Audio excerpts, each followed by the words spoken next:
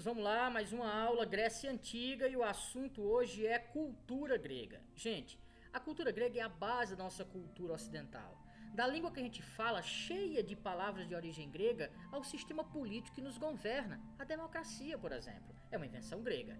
Para a gente entender um pouco sobre a cultura grega, vamos olhar três elementos dela: a religião, a filosofia e a arte. Vou começar aqui pela religião. Os gregos eram politeístas. Isso quer dizer o quê? A crença em vários deuses. As principais características do politeísmo grego eram, primeiro, deixa eu ligar aqui minha canetinha, vamos lá, o antropomorfismo. Antropo quer dizer homem, morfismo mais ou menos misturado, ou seja, deuses com características humanas, uma mistura de divindade com mundano. Isso quer dizer que os deuses gregos eles tinham características humanas, defeitos e qualidades, o que aproximava as divindades gregas do universo terrestre. Outro elemento importante da cultura grega era a crença nos semideuses, nos heróis. Acreditava-se que havia os deuses e os semideuses, que era possível um deus descer à terra, deitar-se com uma mortal e dali resultaria um semideus. Tanto poderia descer um deus do sexo masculino ou uma deusa do sexo feminino. Desse resultado, temos aí os heróis. Hércules era um semideus, Aquiles era um semideus. Essas duas figuras são figuras lendárias, não há prova de que eles de fato existiram, mas a gente aprende que eram figuras místicas, mitológicas. Tem aí uma figura que é real, que de fato existiu, Alexandre, que era filho de Filipe da Macedônia, mas que ele próprio acreditava, convencido por sua mãe, que era filho dela, Olímpia, com um deus, Zeus. Portanto, Alexandre acreditava que era um semideus. Outra característica da religião grega é o não dogmatismo. Nossas religiões da tradição judaico-cristã, nós cristãos, por exemplo, temos uma religião dogmática. Nós temos livros sagrados. Por exemplo, o cristianismo, a Bíblia, o judaísmo, a Torá, o islamismo, o Alcorão. Ali existem leis, regras que devemos seguir sem questioná-las. Isso são os dogmas. Não havia isso na religião grega. Os gregos não tinham um livro sagrado nem regras rígidas no que se refere à relação entre os homens e os deuses, até porque os deuses, repito, tinham características antropomórficas, características humanas. Outro exemplo, outro ponto importante são os cultos públicos. Diferente dos nossos templos, as nossas igrejas, que são feitas para a gente rezar dentro, os templos gregos eram mais uma espécie de museu, monumento erguido em homenagem a um deus. Atenas, por exemplo, tinha como deusa protetora Atena, por isso foi feito o Paternon em homenagem a ela. Não para as pessoas irem rezar dentro, não é isso. Os cultos gregos, embora os deuses também fossem adorados em casa, assim como no cristianismo católico que você tem os santos protetores, havia os deuses, e cada um tinha os seus, mas os cultos na Grécia, a imensa maioria eram realizados em público, realizações muitas vezes do Estado, para que todos pudessem participar. Eram acontecimentos abertos. O que era o oráculo? Era o principal sistema de comunicação entre os homens e os deuses. Acreditava-se que o homem, quando ia para a guerra ou ia começar um empreendimento novo, queria saber a opinião dos deuses sobre isso, e aí ia ao oráculo. O oráculo eram sacerdotes que diziam ter o poder de conversar com os deuses e transmitir a sua vontade. Então isso era o politeísmo grego. Vamos a um outro elemento, a filosofia. O filósofo francês Jean-Pierre Vernant costumava dizer que a filosofia grega é filha da polis, ou seja, a filosofia nasce desse ambiente surgido na polis grega de debate, de diálogo, onde a palavra é um elemento central. Filosofia é um termo que quer dizer amor à sabedoria. Philos quer dizer amor, amizade, sofia, sabedoria. Uma busca incessante pelo conhecimento, por querer saber como as coisas funcionam, o porquê por trás de tudo. Por isso, vai se orientar a busca pela explicação racional de tudo que existe. É o chamado pensamento racional. A filosofia dizia que é preciso a gente entender o mundo, mas entender o mundo por um viés lógico, racional, a partir de explicações que possam ser comprovadas com experimentos científicos, por exemplo. Por isso se diz que a filosofia é a mãe de todas as ciências. Da biologia, a física, a matemática, tudo nasce da filosofia. A filosofia então vai produzir um ambiente na Grécia de busca pelo conhecimento através da razão. Entre os muitos filósofos que a Grécia nos legou estão esses três rapazes: Sócrates, Platão e Aristóteles. Sócrates é tão importante que toda a galera que vem antes dele, os filósofos, são chamados de pré-socráticos. Antes, essa galera, Tales de Mileto, Demócrito, estudava os meios naturais, os elementos naturais. Por exemplo, Demócrito tinha a teoria dos átomos, de que tudo é composto de átomo e etc. Só que Sócrates se ocupou das questões humanas, das relações humanas, da condição humana, certo? Então passou a empreender grandes discussões na ágora, no ambiente público, ele não deixou nada escrito, sobre a justiça, a razão, o amor, enfim, os aspectos que determinam a humanidade dos seres humanos. Sócrates teve como seguidor Platão, que foi quem escreveu a maior parte das coisas que Sócrates disse, que por sua vez teve como seguidor Aristóteles, que talvez é entre eles o cara que mais produziu de tratados biológicos. Ele é considerado, entre outras coisas, o pai da biologia. Há tratados sobre o teatro. Sócrates foi tão importante que foi considerado também muito perigoso. Ele viveu naquela Atenas democrática, onde havia um ambiente de debate, mas mesmo assim ele foi considerado um inimigo do Estado, porque ele pregava o questionamento. Ele dizia: questione tudo, isso incluía o Estado. E aí ele foi acusado de corromper a juventude, porque ele estimulava a juventude a ter uma postura questionadora. Esse quadro, essa famosa pintura, A Morte de Sócrates, de 1787, do pintor francês Jacques Louis David, ela mostra o momento em que Sócrates toma cicuta, porque ele, ao ser preso, foi dado a ele a seguinte oportunidade: você nega tudo que você pregou, tudo que você disse, e aí você estará livre. Ele diz: eu prefiro morrer a negar tudo que eu disse, porque eu preguei nada mais do que a verdade acima de tudo. Se eu negar o que eu disse, eu estarei traindo a mim mesmo. Preferiu morrer, tomou veneno em praça pública, né? O famoso gesto de Sócrates, quando ele diz: prefiro a verdade, morrerei com ela e não a trairei, né? Então, depois de Sócrates, nós temos Platão e Aristóteles. Esse outro famoso quadro chamado Escola de Atenas, de um pintor florentino chamado Rafael Sanzio, esse quadro de 1511, já foi parar 1000 vezes no Enem. Ele mostra, por exemplo, uma pintura que reúne vários, aí estão representados os vários filósofos gregos de várias épocas. Por exemplo, aqui no chão você tem Diógenes, o filósofo que teria morado no barril, mas isso aí você aprende filosofia. E aqui no centro, olha, eu tenho essas duas figuras, Platão e Aristóteles. No gesto aqui você tem, por exemplo, Platão apontando para cima e Aristóteles apontando para baixo, em referência às suas duas principais teorias.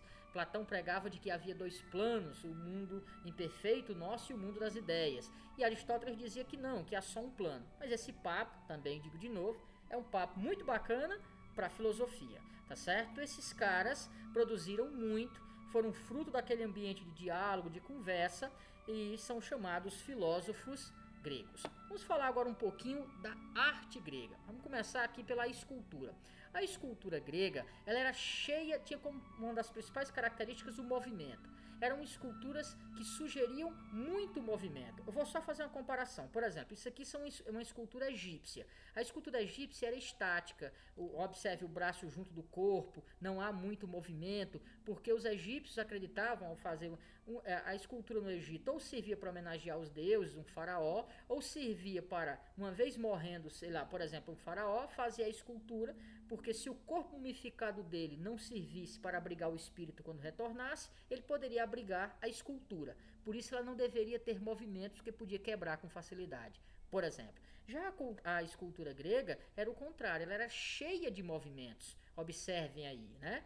Então, outro elemento também importante era a característica temática. Geralmente eles retratavam modelos ideais, por exemplo, a busca pelo amor, o ideal de beleza, né? É muito comum a escultura grega retratar os mitos gregos. Você vê, por exemplo, aqui no canto, Teseu matando o Minotauro, que é um mito bem bacana sobre os gregos. Essa figura central aí é o Discóbulo, é uma escultura que retrata uma atividade esportiva praticada até hoje, que é inventada pelos os gregos, que é o arremessador de discos. Observe aí, o que essas esculturas têm em comum? O nu. Elas estão nuas. Por que o nu? Qual é a intenção do nu? Está vinculado ao ideal de beleza grego. Os gregos acreditavam que o que é um homem belo é aquele que junta a beleza psíquica, a inteligência e a beleza física. Por isso, os caras inventaram a filosofia e as Olimpíadas. Vejam, o termo academia, até hoje, ele é separado hoje. Pode ser um lugar de fazer exercício, pode ser um lugar da faculdade, né?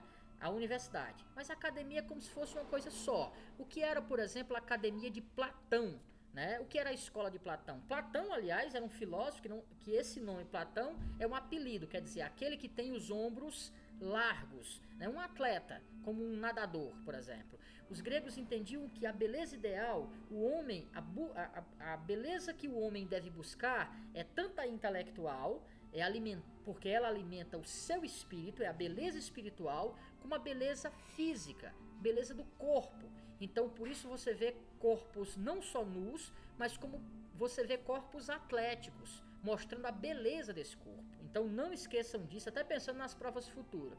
O que era o ideal de beleza grego era a busca simultânea tanto pela beleza espiritual, intelectual, via filosofia, como a beleza física, corporal, via as atividades esportivas. Por isso nu, para retratar a busca por essa beleza. Agora detalhe, esse nu estava para todos? Não, vamos ver a figura feminina. O feminino na escultura grega, durante muito tempo, não foi representada, o nu não estava presente, pelo menos na sua totalidade. Estava assim, o sensual. Você vê, por exemplo, uma escultura como essa, uma belíssima escultura, diga-se de passagem, aonde a roupa, a seda, acentua as curvas femininas. Você até tem um busto aqui, por exemplo, com seios de fora.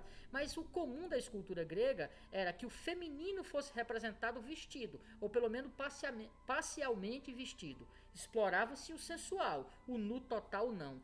Isso nos dá que informação? Nos diz que, embora os gregos tenham inventado a democracia, inventado a polis, a filosofia, eles também não eram perfeitos. E um dos defeitos da sociedade grega era o machismo, era o patriarcalismo. A mulher era relegada a uma condição de segundo plano. Ela estava fora dessa Grécia, desse ambiente. Quando existiam mulheres como Aspásia, profundamente protagonista, Aspásia era a mulher do político Péricles, era muito na periferia dos homens, certo? Muito por trás dos homens. Então a figura feminina, os gregos nos deram muita coisa bacana, mas não foi na Grécia onde a mulher, por exemplo, conquistou a sua emancipação plena, né? Então a arte pode nos dizer muita coisa, inclusive isso.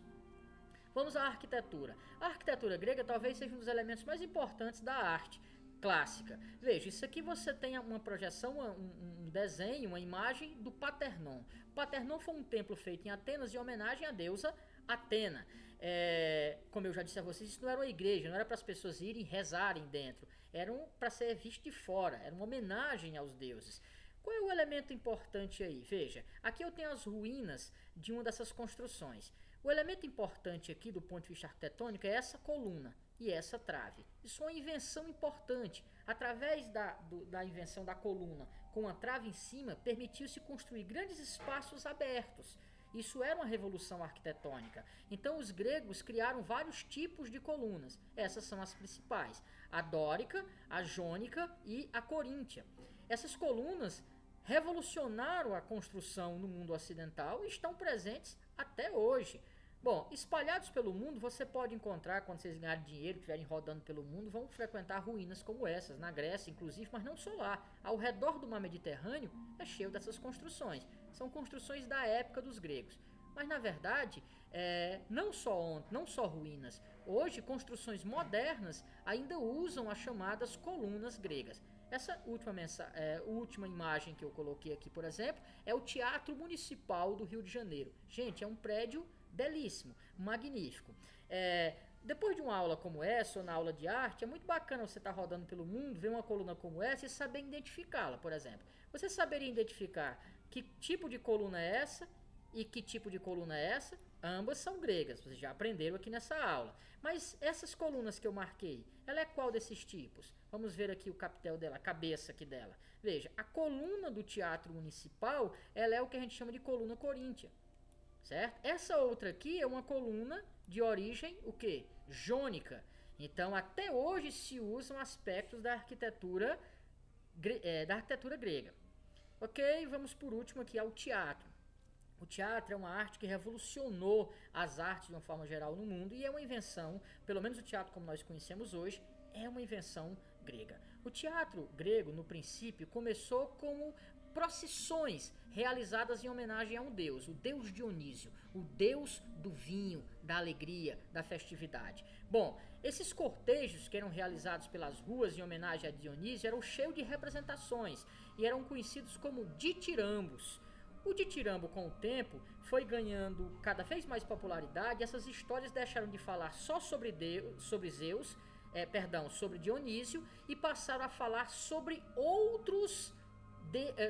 passaram a contar outras histórias também, certo? Então não só a história do deus Dionísio, mas outras histórias. E aí, para organizar melhor a contação dessas histórias, surgiu os dois principais elementos do teatro grego, que era a tragédia e a comédia. A tragédia eram peças que se ocupavam da condição humana, que falavam sobre o modelo ideal, de como a gente deveria ser. Eram geralmente peças que mostravam um destino muito ruim para pessoas que tomavam rumos não recomendados pela sociedade, que sofriam a interferência dos deuses. Já as comédias se ocupavam da condição de fazer uma crítica à condição humana. Eles satirizavam, ridicularizavam e geravam riso através dessas sátiras, a política, os códigos morais e etc. Até hoje a gente vê não só no teatro, mas nas novelas, nos romances, enfim, nas diferentes histórias através do cinema, os elementos tragédia ou o elemento comédia. Tá vendo como os gregos são bem presentes? Então esses são os dois principais elementos do teatro grego. As peças gregas eram realizadas em ambientes como esse que você está vendo. Eram teatros ao ar livre, gente, magníficos, que juntavam assim 4, 5, 10 mil pessoas. Isso lembra o quê? Que construções atuais? É isso mesmo. Os estádios de futebol, por exemplo, se inspiram nesses ambientes, tá vendo? Eram peças abertas ao ar livre. Os gregos adoravam o teatro. Aliás, eles passavam o dia inteiro. As peças eles começavam de manhã e terminavam à noite. Tinha os festivais de teatro, então era algo que os gregos frequentavam muito e que o Estado, logicamente, utilizava muitas vezes para convencer o povo, para passar a mensagem que o Estado queria passar. Veja, isso é ruína, por exemplo, de um dos teatros mais importantes da Grécia, o que ficava em Atenas. É claro que a arquibancada está aí recuperada, mas o fundo que você está vendo aí no final, aqui, ó, isso aqui é original, é como era na Grécia do século V, a Grécia de Péricles, para você ver como o teatro tinha uma posição de destaque. Aqui são imagens de outras ruínas desses teatros espalhados ao redor do mar Mediterrâneo. Os romanos copiaram muito isso, e os romanos não faziam só teatro aí, eles, por exemplo, depois se adaptaram esses espaços para, entre outras coisas, as lutas de gladiadores, as famosas lutas de gladiadores. Outro elemento importante, deixa eu apagar bem aqui essa marcação, outro elemento importante do teatro, como é que essas peças aconteciam? Entre os vários elementos existia o coro. O coro era um grupo de atores que tinha a função de conversar com os personagens e com o público, condenando, repreendendo, sugerindo, criticando. Esse era o coro, era uma voz coletiva. Observe que o coro usa máscaras. A máscara era um elemento importante do teatro. Geralmente os personagens gregos usavam máscaras. Por isso havia uma máscara para cada sentimento. Se o personagem entrar em cena e o sentimento predominante era raiva, ele usava uma máscara de raiva, de ódio, de medo. Por que isso? Lembram? Eu falei que eram peças feitas para milhares de pessoas. Então era muita gente.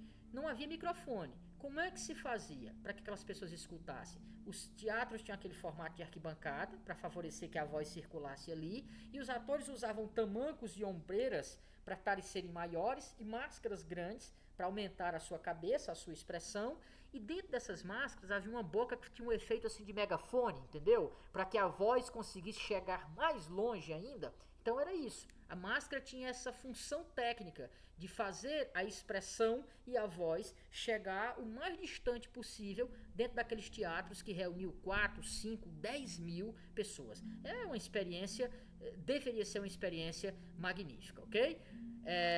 Vejam, isso aqui é uma imagem de Atenas hoje, isso aqui é o Paternon, né, que era o centro da Atenas antiga, e olha o teatro, uma posição de destaque, gente. Olha, isso aqui, por exemplo, é uma colônia grega, na Itália. Olha onde é que ficava o teatro. no topo, numa posição de destaque. Então o teatro era uma arte, talvez era a arte, ao lado da escultura e da arquitetura, mais apreciada pelos gregos e que chegou até os nossos dias. Do filme que você assiste, a novela, a série, ao romance que você lê, tem uma profunda influência dessa linguagem artística chamada teatro, ok? Bom, gente, é isso, eu espero que tenha colaborado. Essa foi a nossa aula sobre a cultura grega. A gente chega ao fim do assunto os gregos, encerrando o conteúdo do bimestre. Até a próxima. Abraço forte.